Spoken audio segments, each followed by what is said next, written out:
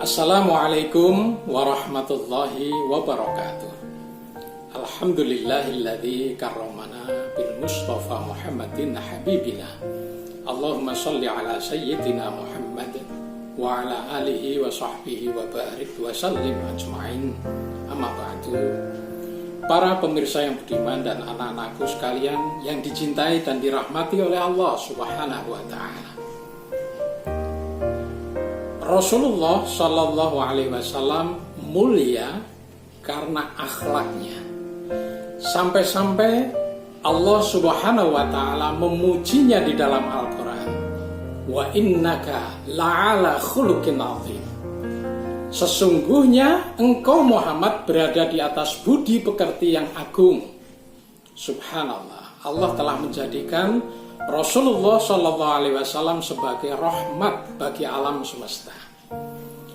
Ada 4 fase di dalam perjalanan kehidupan Rasulullah Shallallahu Alaihi Wasallam yang bisa kita petik hikmah dan ambil pelajaran di dalamnya. Rekam jejak kehidupan Rasulullah mulai dari masa kanak-kanak.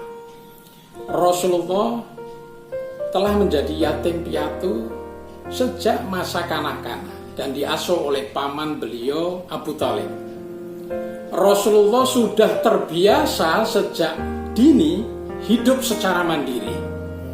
Hidup dengan mengandalkan kekuatan sendiri. Beliau membantu pamannya dengan cara bekerja keras, mengembala kambing. Dan beliau bergaul dengan anak-anak sebayanya, dengan teman-teman dan sahabatnya dengan cara pergaulan yang berakhlak mulia. Anak-anak mengenal Rasulullah sebagai sosok pribadi yang sangat jujur. Beliau murah senyum, lemah lembut di dalam bertutur kata, manis budi bahasanya, sehingga semua teman-teman sejawatnya sama segan dan mengagumi beliau, simpati kepada beliau. Ketika remaja Rasulullah mendapatkan gelar Al-Amin yang artinya dapat dipercaya. Ada satu peristiwa yang melatar belakanginya. Satu saat Hajar Aswad, batu yang dimuliakan yang melekat di dinding Ka'bah itu jatuh, terlepas. Sehingga batu yang dimuliakan oleh pemuka kaum di kota Mekah itu menimbulkan huru-hara. Para pemuka kaum berebut untuk memasangkan kembali, sehingga nyaris terjadi pertikaian di tengah-tengah mereka. Sampai akhirnya Rasulullah melerai, menengahi, memberikan ide yang brilian, kreatif beliau. Beliau menyarankan dan sarannya diikuti oleh para pemuka kaum. Beliau melepas sorbannya, membentangkan sorbannya, kemudian meletakkan batu Hajar Aswad di atasnya dan meminta masing-masing kepala suku untuk memegang ujung sorban ini. Kemudian mendatangi Ka'bah bersama-sama.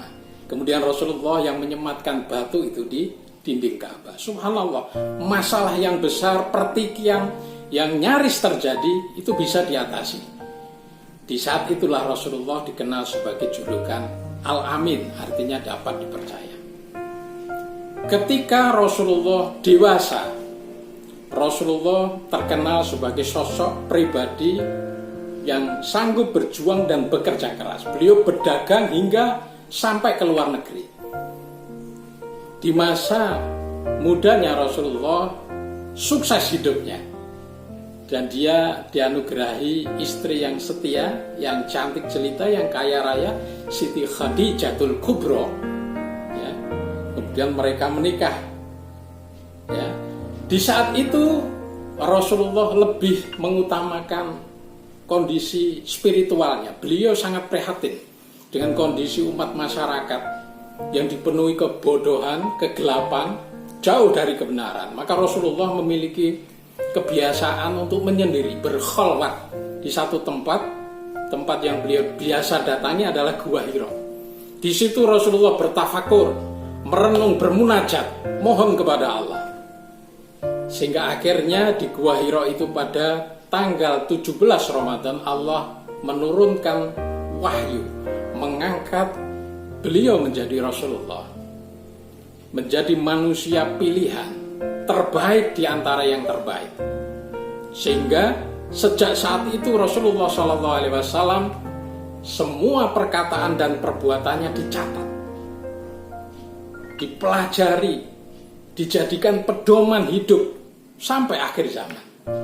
Sampai-sampai seorang ilmuwan NASA ya, yang bernama Michael Hart, beliau ini guru besar ilmu fisika dan astronomi di Universitas di Maryland, Amerika Serikat. Beliau menulis dalam satu buku yang berjudul 100 tokoh yang paling berpengaruh di sepanjang sejarah.